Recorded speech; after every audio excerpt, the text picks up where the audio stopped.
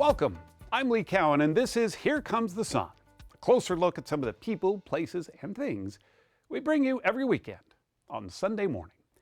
On this special edition, we feature interviews and exclusive excerpts from our sit-downs with 3 Emmy nominees. And we begin with Jodie Foster. Jodie Foster, she's back in a big way after spending much of the last decade taking smaller roles and focusing on her marriage and raising her 2 sons. She stars in HBO's True Detective, portraying a determined police chief, as well as Netflix's Nyad, as long-distance swimmer Diana Nyad's coach. I caught up with her in her hometown of Los Angeles. I had my time, and it's not my time necessarily anymore. It's my time to support other people. And I have something to contribute because I have experience and I have wisdom, but I don't have to play the same role that I played when I was in my 20s. That is the wisdom that actor Jodie Foster found when she entered into her 60s. The kind of professional epiphany that she blames on Mother Nature. I think it might be a chemical thing that happens to you when you're older where you just kind of relax. That's really saying something, since she started her career at the age of 3. You don't have to worry about me. Just take good care of yourself. Don't catch any cold or anything. With nearly 100 credits to her name and 2 Oscars, she says she's always had a frustrating on-again, off-again love affair with acting. Sometimes I go through years where I just don't want to act for a while. I don't find anything. I'll read a perfectly good script about a perfectly good thing that I should be interested in, and I just don't care. For most of the last decade, Foster was focused on her marriage to Alexandra Hedison and raising her 2 teenage boys. But then, 2 roles came around that have her now back in front of the camera again. Some people come to Alaska to escape. Get away from something. You don't even think of me! And she says she's prouder of them than almost anything she's done. If you die, I want to be the last person you see. But don't die. But if you do, I'm going to be right there with you. She's already earned Golden Globe and Critics' Choice nominations for her role in the Netflix original There's no one more Nyad than you. Nyad, where she plays Bonnie Stoll, friend and coach to swimmer Diana Nyad, played by Annette Bening. What were you thinking, you pathetic? Hey, no. Stupid. None of that. Don't beat yourself up, you're doing great. I think it was much more challenging for Annette. I spent a lot of time on the side of the boat sucking in my stomach. That's pretty much what I did, in my jogger bra. I'm not working with you again, ever. You think I want to work with you? I do, actually. Yeah. Then, after a 5-year wait, there's the highly anticipated 4th season of HBO's True Detective. My job is to keep everyone safe.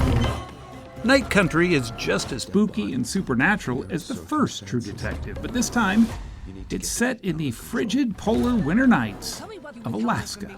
Was it as cold as it looked up there when you were shooting? It was probably colder than it looked. Really? There are moments where it's really hard to speak. It's so cold that your mouth kind of talks like that. Stop around! Hey, this is a crime scene! Why don't you pretend like you know what you're doing? Foster plays Detective Liz Danvers, who's confronting a certain darkness of her own. Oh, no, you're not gonna blame her on me. And I wasn't even here. You know who was here?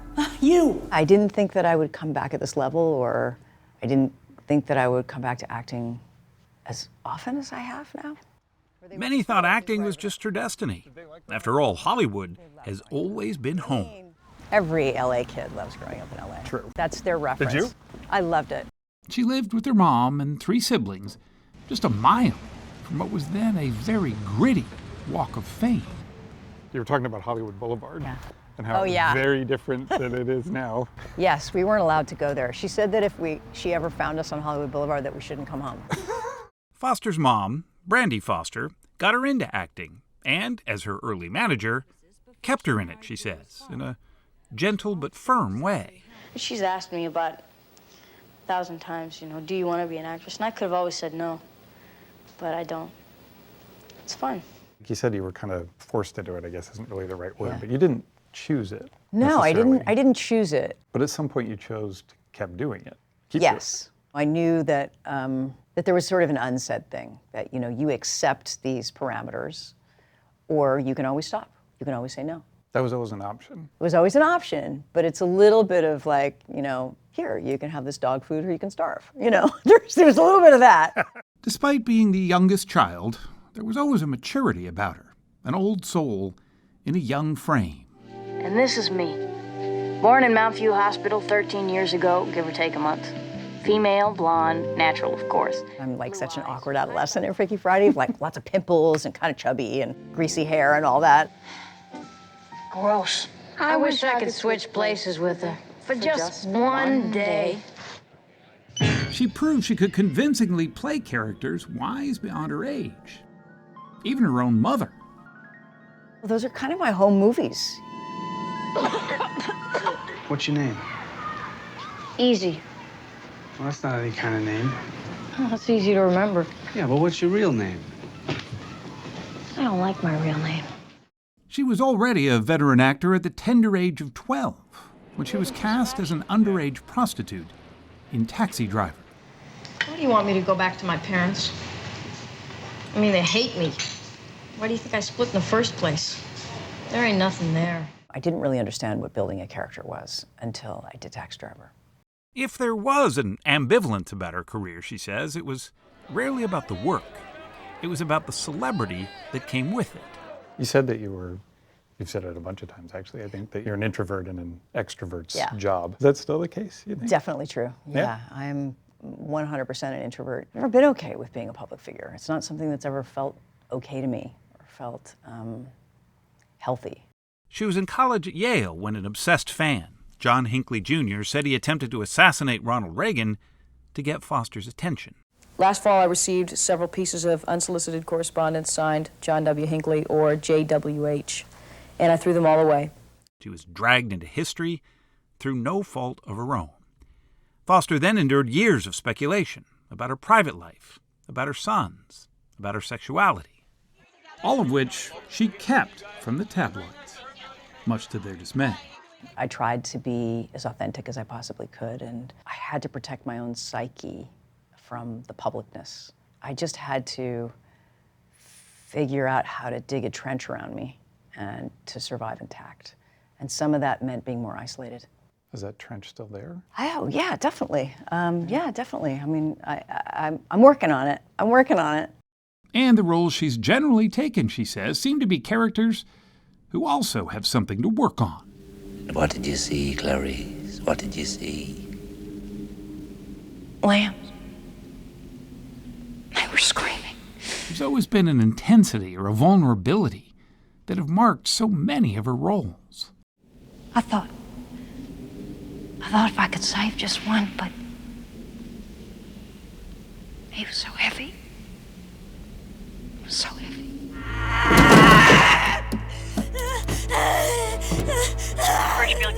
When she played a rape survivor in The Accused, she made us all uncomfortable, and rightly so. I have not seen The Accused in, 25 years. I don't think I wanted to revisit it, actually. And he pushed me down on the pinball machine. And he ripped my shirt. He lifted my skirt. He pulled down my underpants really, really hard. I can only do one thing at once. I'm not a multitasker. So I'm a focuser, and if you're a focuser, you do get obsessed with things. I think every movie I make, I get obsessed with. Swim, no swim, you are a force. You know that. So, whether she's pretending to be in the Florida Straits or straight out frozen in the Arctic Circle, Those men died before they froze. What the Get out of here, now! at 61, Jodie Foster now says she's reached a point of acknowledgement in her life. Yes, she's a little obsessed, and yes, she's an introvert, and yes, Yes, I am crazy. but for one of the first times in her long professional life, Jodie Foster is finally feeling a little more free.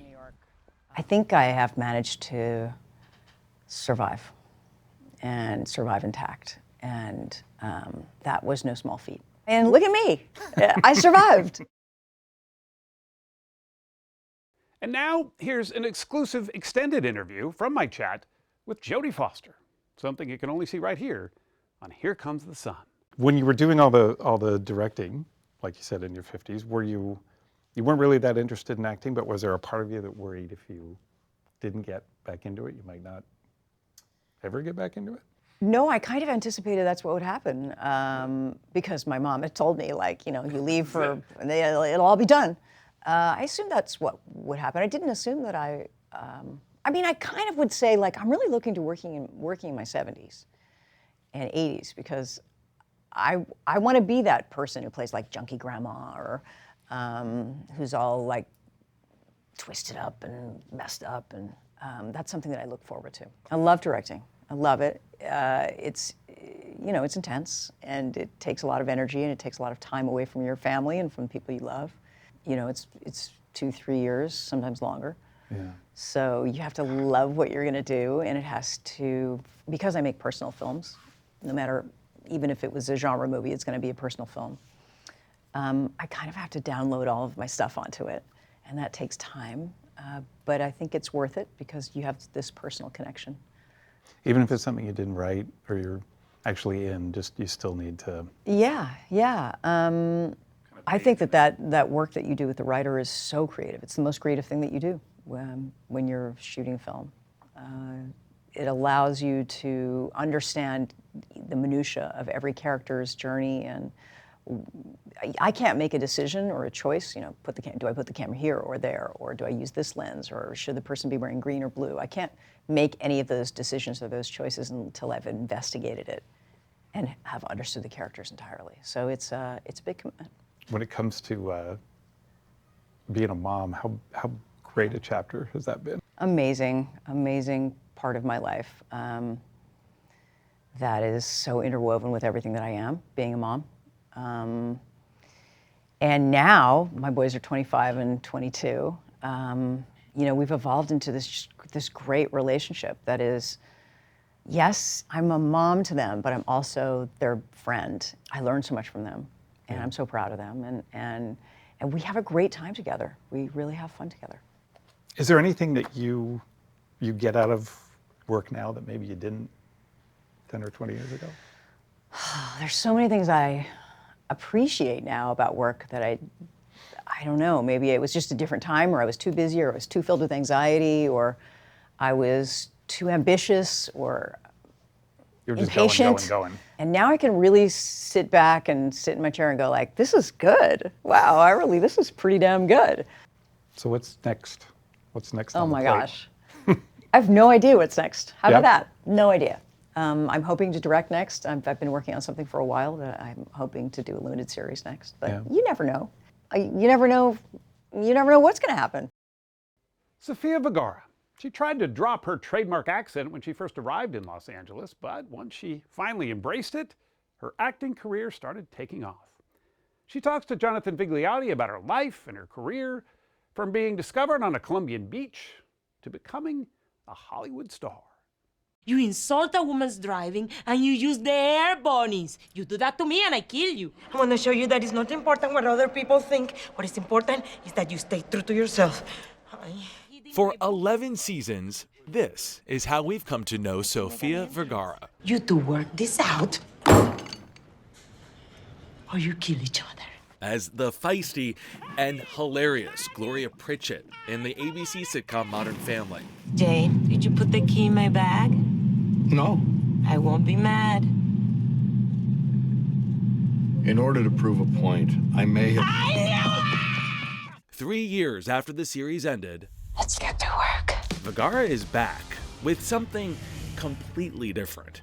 There's a lot of women who leave the man but not the life. I swear.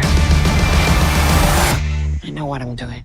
All my focus was that people were not going to see Gloria Pritchett. That's what I wanted people not to see. I think it was after 5 minutes watching you as Griselda, Gloria, Sofía disappeared.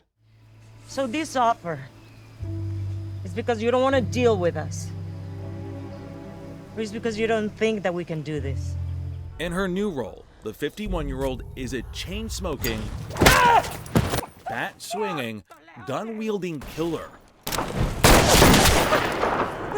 Griselda, The Netflix series tells the real-life story of Griselda Blanco, a single mother of 4 and a notorious cartel leader.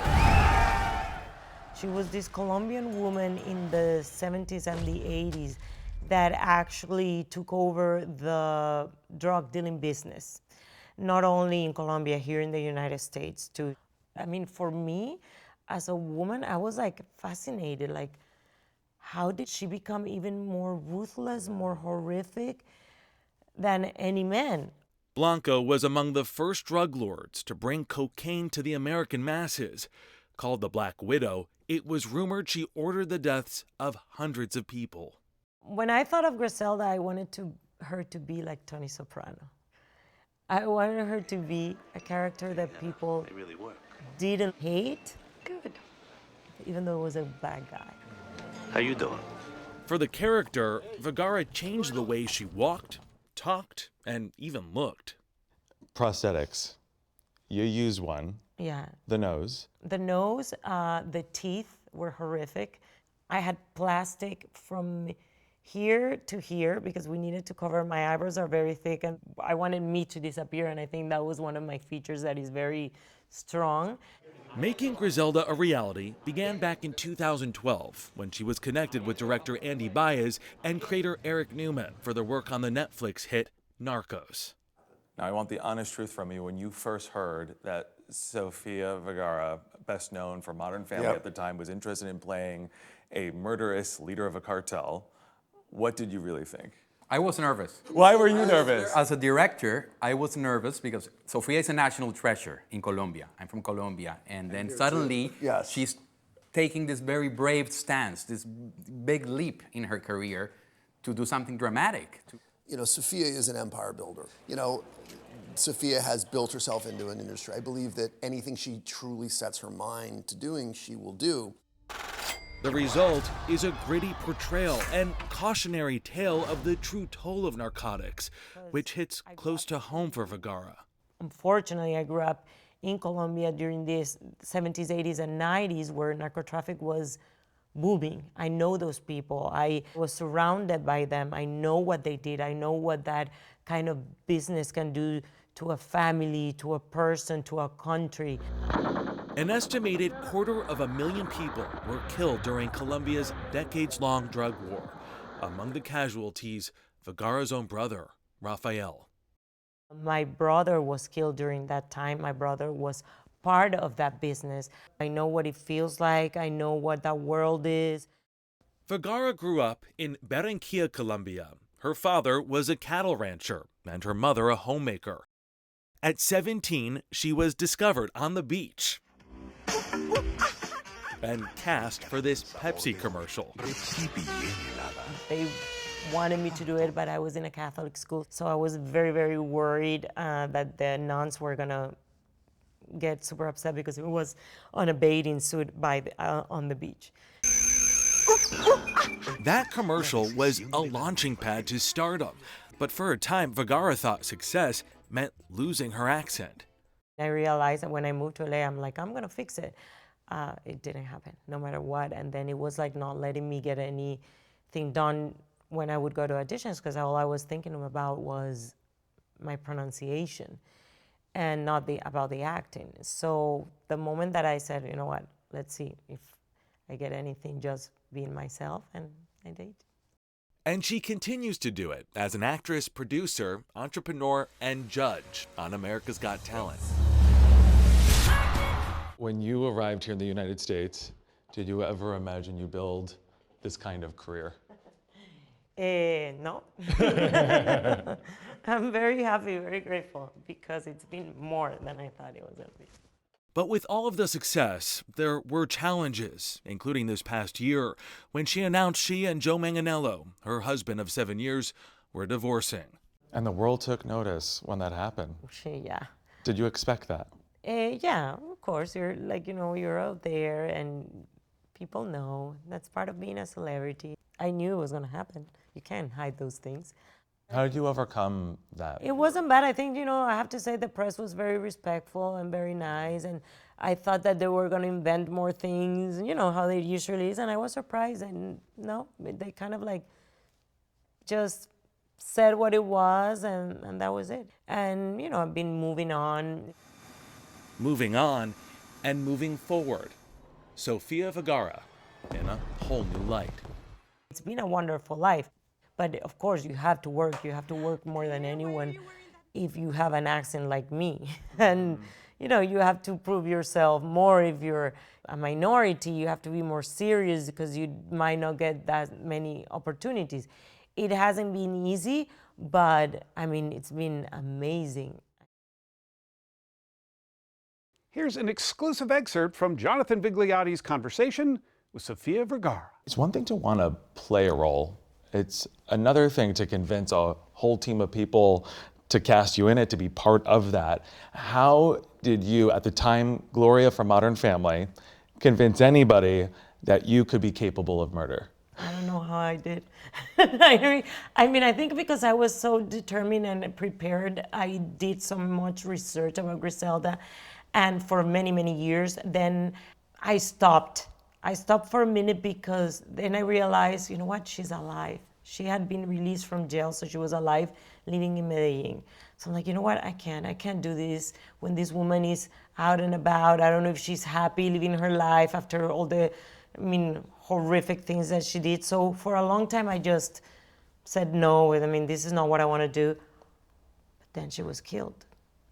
And in a very bad way, in a way that actually that she created, that kind of killing. And so I said, well, maybe now I can, try to start this over, and I did. When you were younger, growing up in Barranquilla, did you ever fear cocaine and the trade and those involved in it? Well, yeah, everybody's, of course, trying not to be part of it. But unfortunately, in those countries where there are a lot of people don't have opportunities, don't have anything else.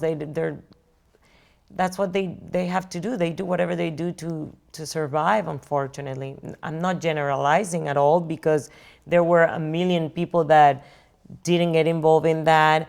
But it was hard. It was hard because, if you were an architect and you build the most amazing building, who were you selling it to? It was the people that had money to buy it. It was the narcos.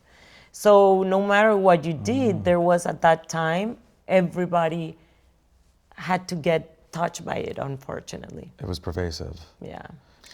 Given Griselda and the part that you have played, it appears that you love to play every kind of role that's out there.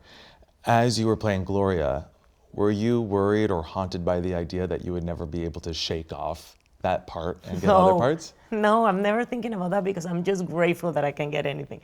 It's not like I would have done Gloria Pritchett for the rest of my life. I mean, I don't care. I have to be grateful. I never really went to acting school. I started, acting very, very late into my 30s.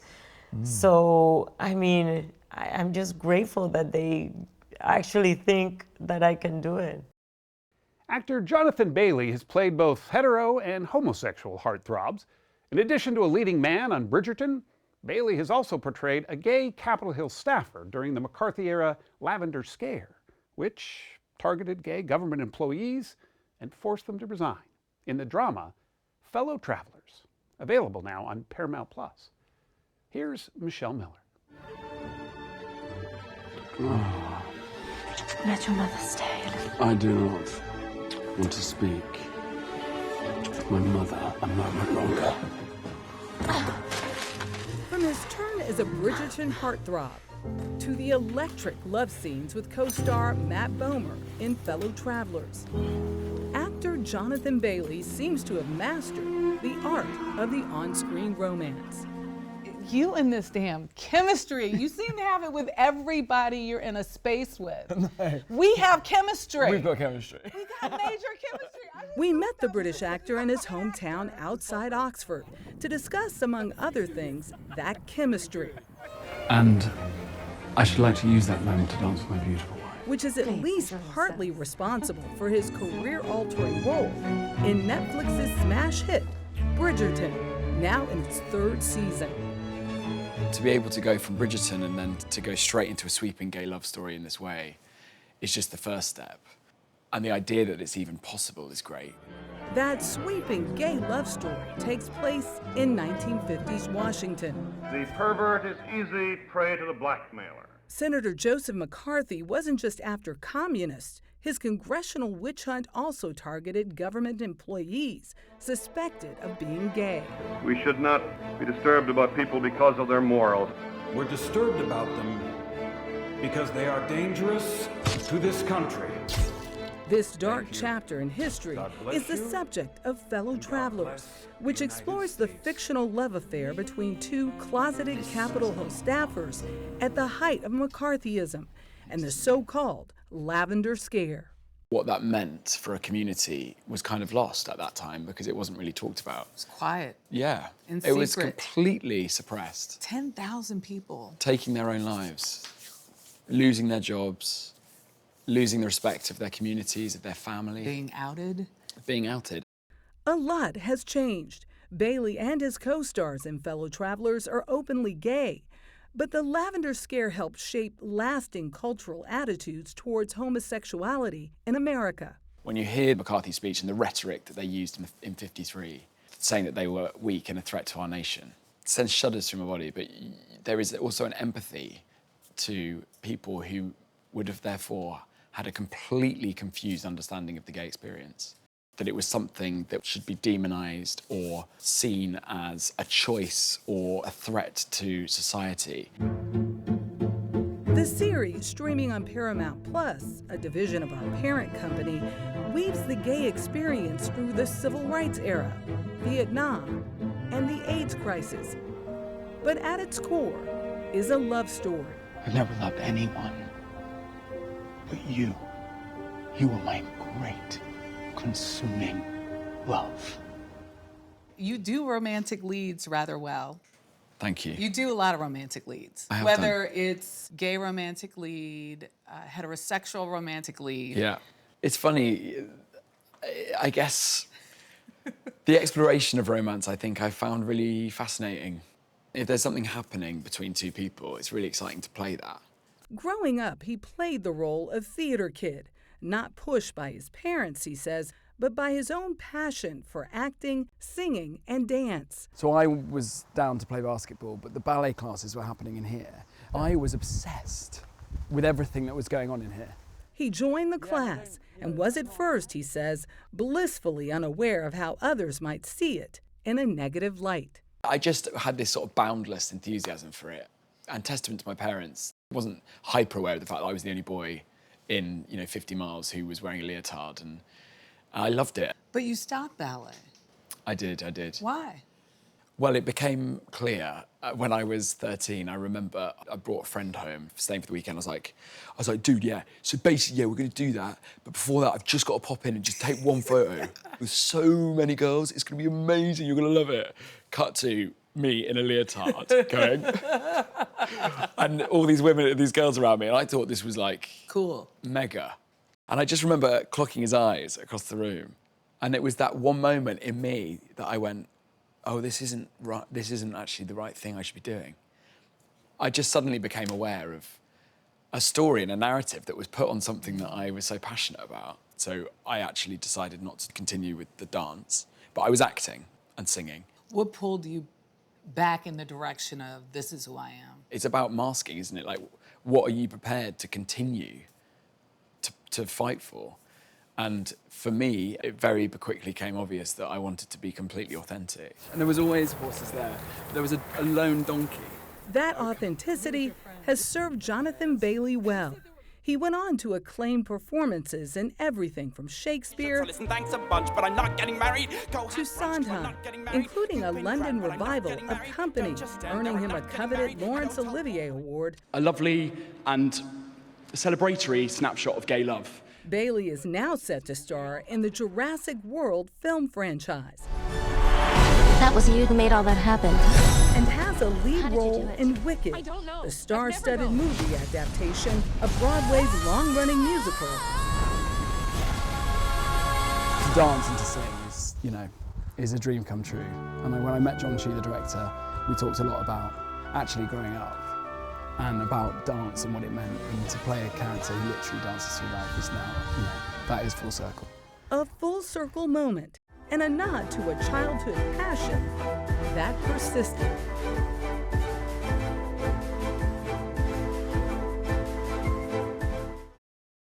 Again, an extended talk between Michelle Miller and Jonathan Bailey. Something you can only see right here on Here Comes the Sun. Did you learn about the lavender scare at all? I had no idea about, no. So most Americans didn't either. But in reading about it, what's so intricate about the erasure is how it was utilized to prop up the Red Scare. Yeah. The anti-communist through line could not have existed without the validation of the lavender scare. Yeah. Talk about that. Well, it's an extraordinary act of sort of bigotry and homophobia to identify a certain type of person as being vulnerable and weak and susceptible to coercion, and using that as a reason to get them out of government. I'm learning, and I'm learning so much, but you realise how these movements and these decisions in government often work in tandem. You fall in love with every role. You fall in love with every story. I think you have to, and I think the best, I don't know, I just think don't judge your character. And if you fully love someone, I think the judgment falls out the window. And if you don't judge a character, I think you don't get in the way of it. I don't know.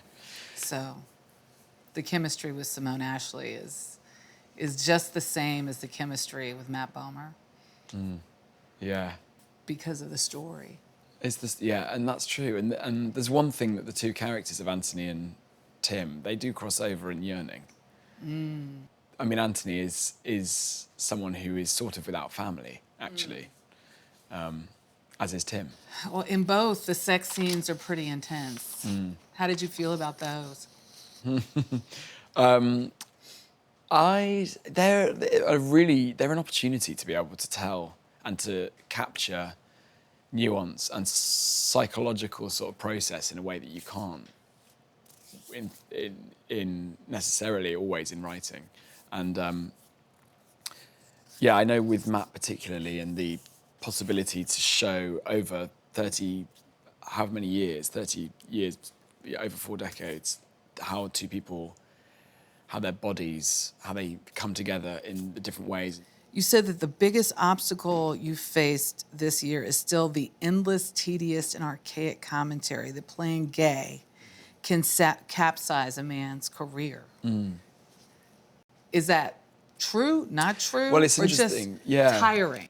No, I think specifically with that quote, I mean, much like this anyway, but you say something and sometimes the nuance is lost, and actually what I meant there really is that to be an out gay actor, and the conversation around, at one point even playing as a straight man playing gay was seen as risky in itself, and then it was seen as the way to get an Oscar. And for gay men, it's really interesting. It's a really interesting time because I think people are really, and rightly so, I think the way people are choosing to live their lives and to think about that, people are more questioning, and people are, because of a digital age where we hear more opinions, for better or for worse, I think people are allowed to question their expectations that are put on them. I'm Lee Cowan. Thanks for joining us. We'll see you right here next time on Here Comes the Sun.